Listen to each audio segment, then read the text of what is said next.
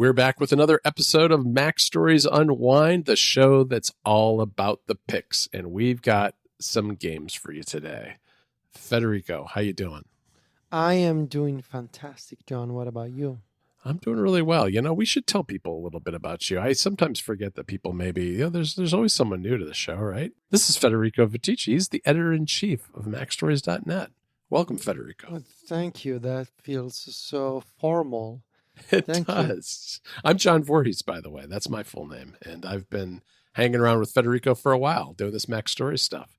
Let's dive into the games, Federico. What have you been playing these days? So these days, so I'm in between games, right? I think I mentioned this before. I'm in the kind of phase of the year where I know that there's a big Pokemon game coming out in November, and I know that's going to grab all my attention for the foreseeable future. Until February or March, probably. Probably at the very least. So if I disappear in November, you know who to blame. I know. Blame the Pokemon Company. Oh, yes. Also, I know that just a week before Pokemon Scarlet and Violet come out, there's the remake of Tactics Ogre coming out on Nintendo Switch and PlayStation and Steam. So Tactics Ogre is, this is a remake already came out on the PSP called Let Us Cling Together. Tactics Ogre is by many considered the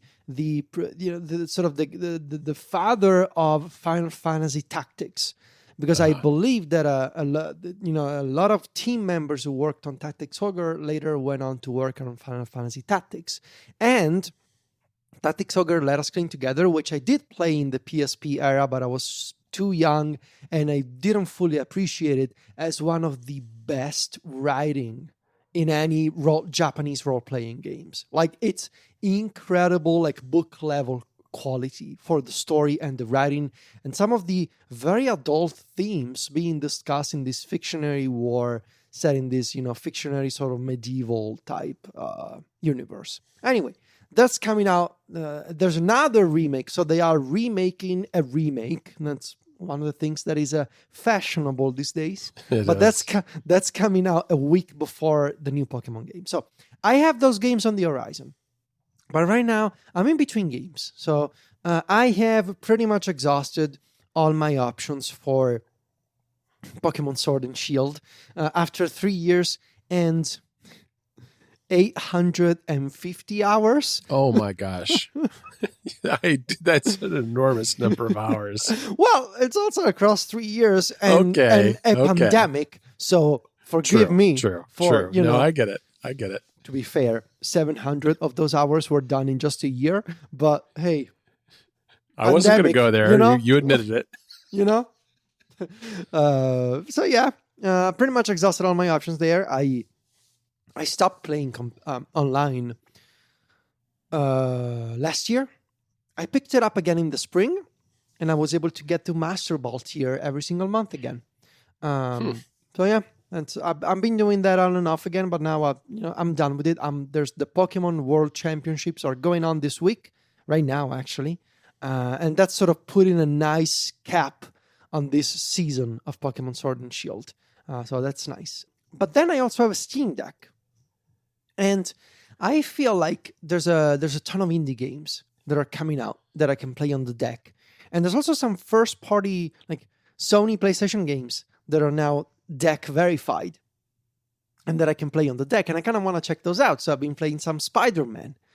The original Spider-Man for PS4 and now is playable on Steam Deck. But there's also God of War, right? And so I've been trying out those PlayStation games on the deck just out of curiosity. But I've mostly been moving in between indie games. And of all these indie games that I've been trying lately, the one I want to mention today is Cult of the Lamb. Now, I remember the first time I saw this trailer, I was like, what did I just witness? Yeah, so this game for me kind of came out of nowhere. I have no idea where I saw it. First, I missed the trailers. I think I saw someone on Instagram talk about it. Yeah, I think I remember seeing it in one of the Nintendo Directs way back when. And it's a Devolver digital game, right? Which I think fits. It's kind of very much within their wheelhouse. Yeah. So Cult of the Lamb. I downloaded it, and I kind of been, I've been kind of obsessed with it this week. I played a couple of hours because I was really tired that night. I wish I could have played more, but it's the kind of game that totally gets me. So the idea is you are a lamb who was meant to be sacrificed by this tribe. I don't know, by this village. I have no idea what the backstory and the lore is at this moment. You were meant to be sacrificed. You are sacrificed, but then you are given a chance to come back to life. Basically, you make a deal with the devil, I guess will be the idea. And it's all very cartoonish, this is not a dark game. The graphical style it's lovely. It's like this cartoonish but dark style. It works really well for me. And so the idea is that you come back as this godlike figure. You're back from the dead, and you start assembling a cult of fellow animals that worship you.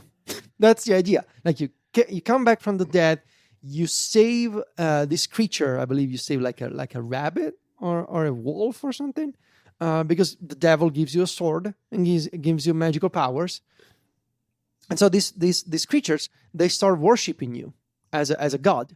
And so this game is a cross. This game is a combination of a management simulator, something like Animal Crossing or The Sims, right, and an action RPG, sort of like Hades, for example. That's very much in your genre, I think. Yeah. So the idea is what if you like the overall concept of Animal Crossing, but you as a person, as a player, find it a bit tiresome over time, and you want to sort of break that flow with a bit of action every once in a while. And at the same time, the opposite is also true. What if you like action games, but you feel like every once in a while you want to break from the action and you want to manage stuff? So it sits perfectly in that intersection of, I like Animal Crossing, I like action games, I like a little bit of both at the same time. And that's the idea. So you are tasked with starting this cult and saving these creatures that become your followers. And so you settle in this field, and you start creating a village. And and then you need to gather resources. And so you can get your followers to do it for you, right? So you can get wood, you can get stones, you can get, grow vegetables and crops and fruit, and you can task them to do that. And you can build things. So first you build an altar, because you need to do your rituals and your sacrifices. Of course. Because you need to keep track of the faith level of your followers. This entire game is a bit of meta critique for religions, by the way, and cults, and the idea of faith. And it's very to but if you are an adult, you will see those references. So there's that management aspect. But then in order for you to keep your godlike charisma and reputation, you need to go on missions, right? And you need to defeat these enemies that are sort of like other priests. I believe they're called bishops. And these bishops are against you because they know that you made a deal with the devil. And so you have this map, and you can pick your stage, and you need to defeat the boss. And so when you defeat the boss, you're then given weapon upgrades and skill upgrades, right? Okay. So when you come back, and your followers see you, that you came back from your mission, their faith level increases, and so then you can gain more followers. And when you gain a follower, then you can for example do these larger rituals with more followers, which is basically you preaching at the altar a new doctrine for your followers. It's all very. It sounds like, oh my God, that sounds so boring. It's actually very well done. It's a super tight feedback loop in doing these things, and then going on a mission and coming back and having more resources and building more things in your village. And it's basically how I would describe this game of, like, if you like Animal Crossing, but you don't like the pressure and the daily commitment of Animal Crossing, right? Because it can be a commitment. And I say this as someone who, in high school, I spent 200 something hours playing Animal Crossing Wildlife on my Nintendo DS. Yeah, it feels like work after a while to me. If That's it the does. problem I have with some of those games. It does. So if you like some aspects of that, but if you also like action, look, I played for a couple of hours. I'm really into this game. I've seen a ton of people saying this is a Game of the Year contender. It plays super well on the Steam Deck. I'm really into it.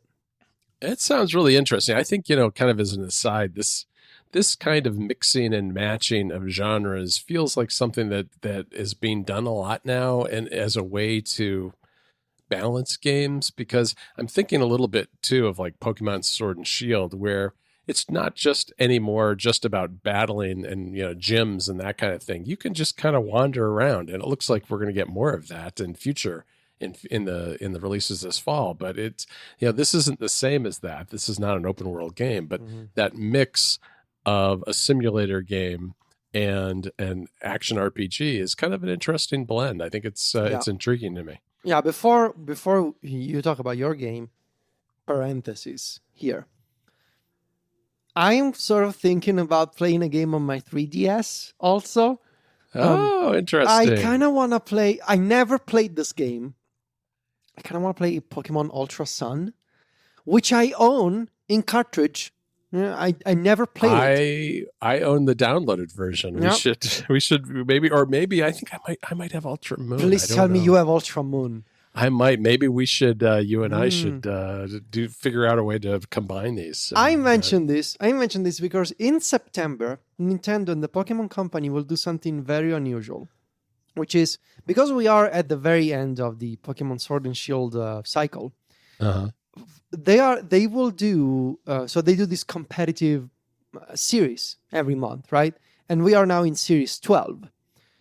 They will do Series 13. And for the first time in Pokemon history, like this actually never happened, they will let you use in VGC, in online competitive play, mythical Pokemon. So mythical are different from legendaries, right?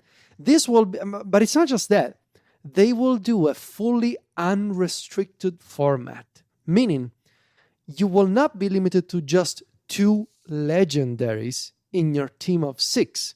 You will be able to do a full team of 6 legendaries if you want. Really? Yeah. Wow. And in addition to legendaries, also mythicals, which they've never done before. Now, that's going to be very different. That's going to be very different and very memey, I think. I bet. It's going to be all over the place. Like having 6 legendaries on your team, it's going to be wild. And and I get it. It's fun. We are at the end of the Pokemon Sword and Shield. The World Championships will be over.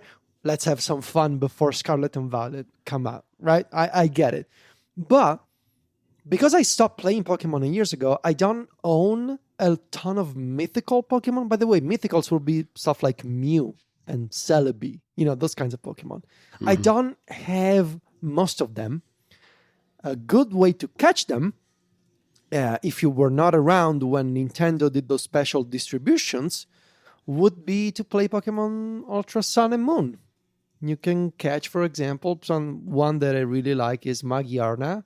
That one you can catch in Ultra Sun. So I'm kind of thinking about it, play that old game, which I never played on my 3DS, catch a ton of legendaries and mythicals, transfer them up to Pokemon Home, and from Pokemon Home, get them on my Switch.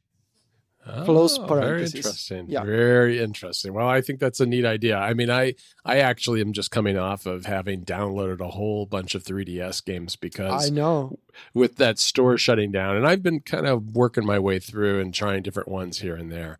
And I'm sure I'll have some more to say about that later. But some of the games I downloaded some Pokemon games along with all the other things.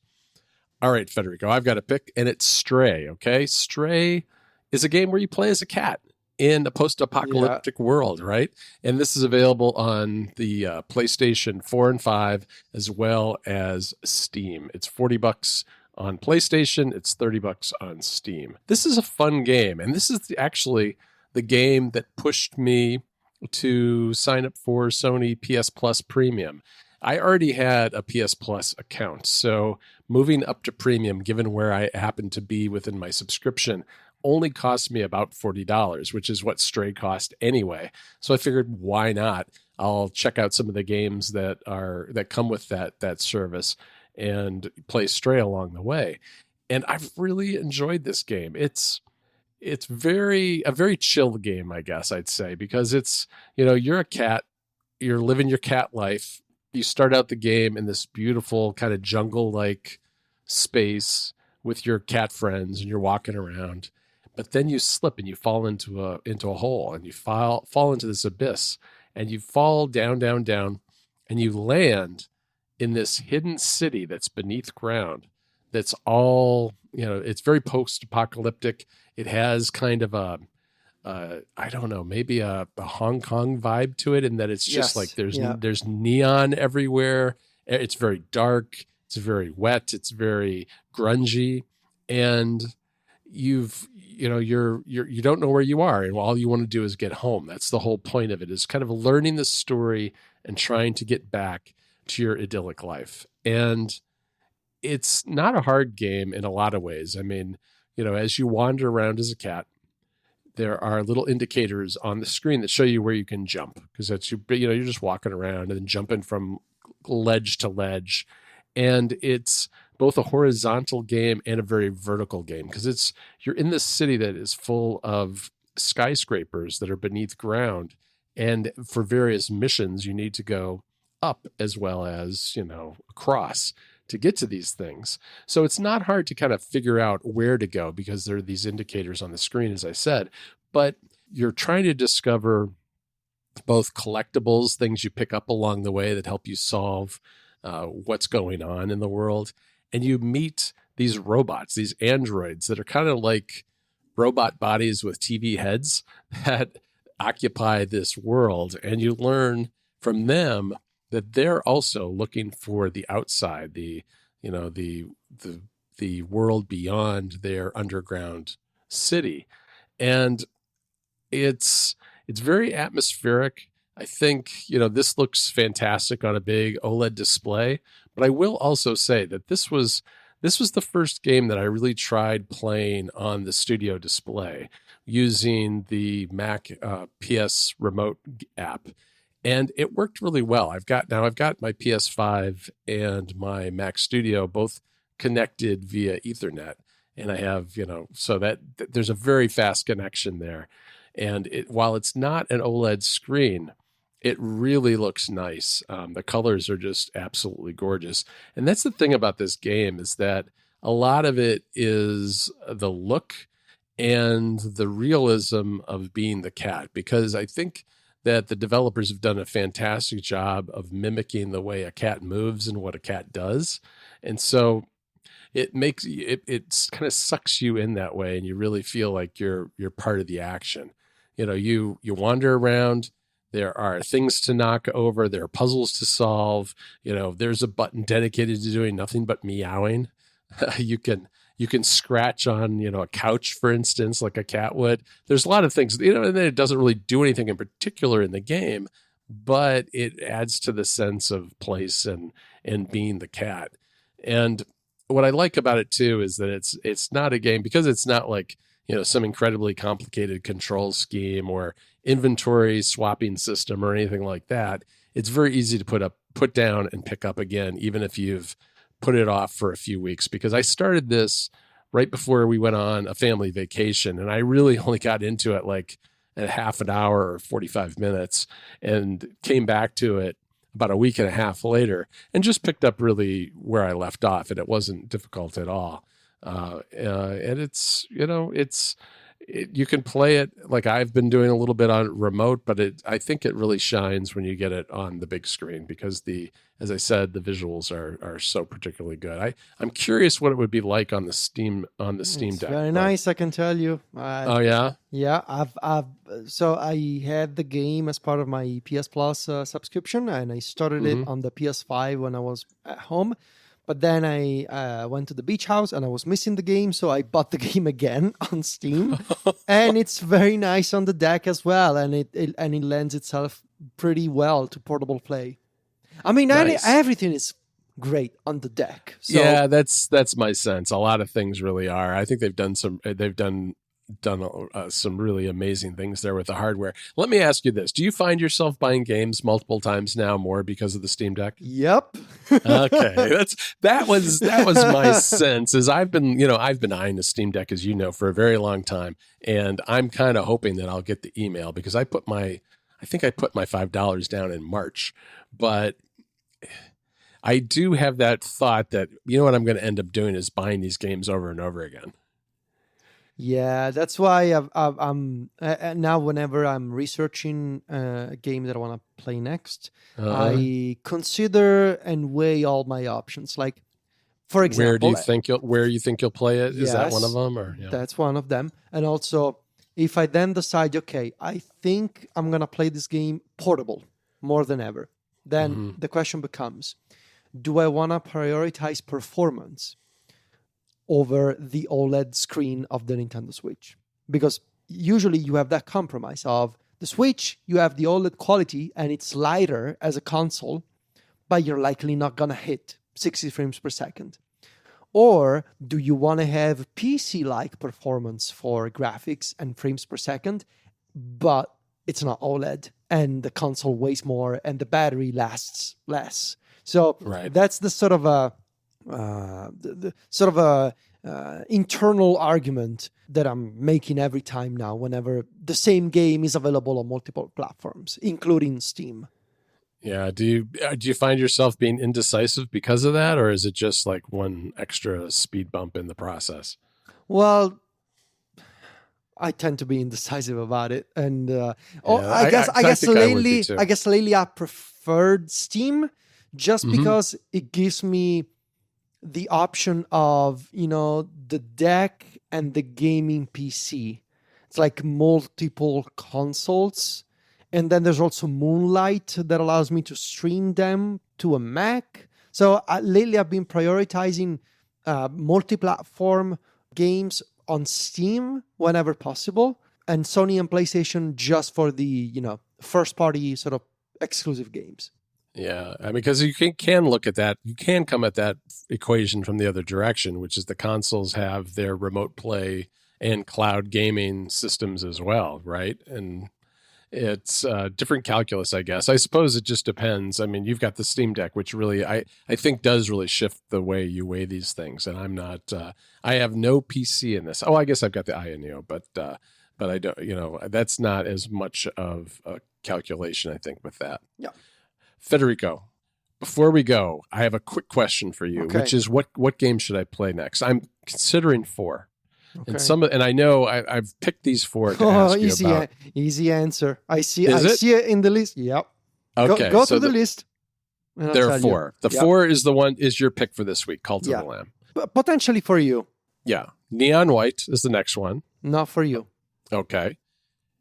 Teenage Mutant Ninja Turtles Shredder's Revenge. Potentially for you, but not as much as Cult of the Lamb. Okay. Vampire Survivors. Absolutely. Go play Vampire Survivors immediately. It's so addictive. Yes. You'll get it.